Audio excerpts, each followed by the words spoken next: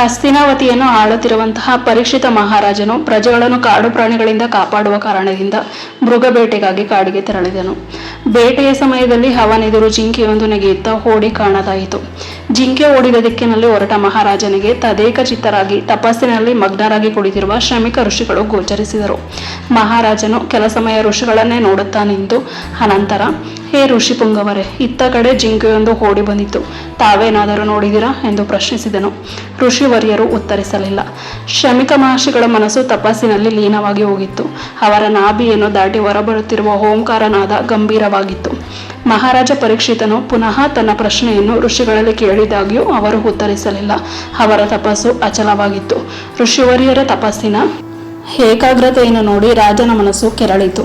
ರಾಜನು ಅತ್ತಿತ್ತ ನೋಡಿದಾಗ ಸತ್ತ ಹಾವೊಂದು ಆತನಿಗೆ ಗೋಚರಿಸಿತು. ವಿವೇಕವನ್ನೇ ಮರೆತು ಹೋದ ಪರೀಕ್ಷಿತನು ಆ ಹಾವನ್ನೆತ್ತಿ ಋಷಿಗಳ ಕೊರಳಿಗೆ ತೊಡಿಸಿದನು. ಅಲ್ಲದೆ ನಿಂದನೆಯ ಮಾತನ್ನು ಆಡಿದನು. ಪರೀಕ್ಷಿತ ರಾಜನ ಇಂತಹ ವರ್ತನೆ ಶ್ರಮಿಕ ಪುತ್ರ ಶೃಂಗಿಗೆ ತಪೋಬಲದಿಂದ ಅರಿವಾಯಿತು. ಕೆಂಡಾಮಂಡಲವಾದ ಆತ, ಎಲೈ ಗರ್ವಿಷ್ಠ ರಾಜನೇ, ಇನ್ನು 7 ದಿನಗಳೊಳಗೆ ನಿನಗೆ ಉರಗ ಕಚ್ಚಿ ಮೃತ್ಯು ಹೊಂದು ಎಂದು ಶಾಪ ನೀಡಿದನು. ಈ ವಿಷಯ ಪರೀಕ್ಷಿತನಿಗೆ ಗೌರವಮುಖನೆಂಬವನಿಂದ ತಿಳಿಯಿತು. ಋಷಿ ಶಾಪದಿಂದ ಮುಕ್ತಿ ಹೊಂದುವುದು ಸುಲಭದ ಮಾತಲ್ಲ. ರಾಜನಿಗೆ ತನ್ನ ತಪ್ಪಿನ ಅರಿವಾಯಿತು. ಆದರೆ ಆಗಲೇ ತಡವಾಗಿ ಹೋಗಿತ್ತು. ರಾಜನು ಶಾಪದಿಂದ ತಪ್ಪಿಸಿಕೊಳ್ಳುವುದು ಹೇಗೆಂದು ಯೋಚಿಸಿದನು. ಮಂತ್ರಿಗಳು, ಆಸ್ಥಾನ ಪಂಡಿತರು ಕರೆದು ಸಮಾವೇಶ ನಡೆಸಿ ಪರಿಹಾರಕ್ಕಾಗಿ ಅಂಗಲಾಚಿದನು.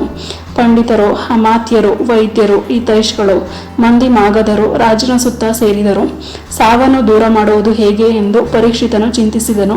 ಶಾಪದ ಅವಧಿ 7 ದಿನಗಳಾಗಿದ್ದವು. ಆ 7 ದಿನಗಳನ್ನು ಎದುರಿಸುವುದು ಸುಲಭದ ವಿಷಯವಾಗಿರಲಿಲ್ಲ. ಪ್ರತಿ ದಿನಗಳು ಕಳೆದು ಹೋಗುವಾಗಲೂ ಒಂದೊಂದು ಯುಗವನ್ನು ಕಳೆದಂತೆ ಮಹಾರಾಜನು ಭಾವನೆ ಪಡುತ್ತಿದ್ದನು. ಮಹಾರಾಜನಿಗೆ ತಾನು ಮಾಡಿದ ತಪ್ಪಿನ ಅರಿವಾಗಿತ್ತು. ಆದರೆ ಪಶ್ಚಾತ್ತಾಪ ಪಡುವ ಸಮಯ ಅದಾಗಿರಲಿಲ್ಲ. ಸಾವಿನಿಂದ ಹೇಗೆ ಪಾರಾಗಬೇಕು ಎಂದು ಉಪಾಯ ಹುಡುಕಬೇಕಾಗಿತ್ತು. 6 ದಿನಗಳು ಸರಿದು ಹೋದವು. ಯಾವುದೇ ಕಹಿ ಘಟನೆ ನಡೆಯಲಿಲ್ಲ. ಇದರಿಂದ ಮಹಾರಾಜನ ಮನಸ್ಸಿನಲ್ಲಿದ್ದ ಒತ್ತಡ ಕರಗತೊಡಗಿತು. 7ನೆಯ ದಿನ ನಿಧಾನವಾಗಿ ಕಳೆಯತೊಡಗಿತು. ರಾಜನಲ್ಲಿ ಆನಂದದ ಹೊನಲು, ತಾನಿನ್ನು ಬದುಕಿದೆ ಎನ್ನುವ ಹಂಬಲ. ಆದರೆ ಹರಿವಾಣದಲ್ಲಿರುವ ಹೆಣ್ಣೊಂದರ ಮೇಲೆ ತಕ್ಷಕನು ಒಂದು ಕ್ರಿಮಿಯ ರೂಪದಲ್ಲಿ ಕುಳಿತಿದ್ದನು. ಆ ಕ್ರಿಮಿ ಪರೀಕ್ಷಿತ ಮಹಾರಾಜನ ಶರೀರವನ್ನು ಹೇರಿತು. ಕೆಲವೇ ಕ್ಷಣಗಳಲ್ಲಿ ತಕ್ಷಕನು ತನ್ನ ನಿಜರೂಪವನ್ನು ತಾಳಿ ಪರೀಕ್ಷಿತನನ್ನು ಕಚ್ಚಿದನು. ಹಾವಿನ ವಿಷದಿಂದ ಪರೀಕ್ಷಿತನು ಸಾವನ್ನಪ್ಪಿದನು. ಋಷಿ ಶಾಪ ಎಂದಿಗೂ ತಪ್ಪುವುದಿಲ್ಲ.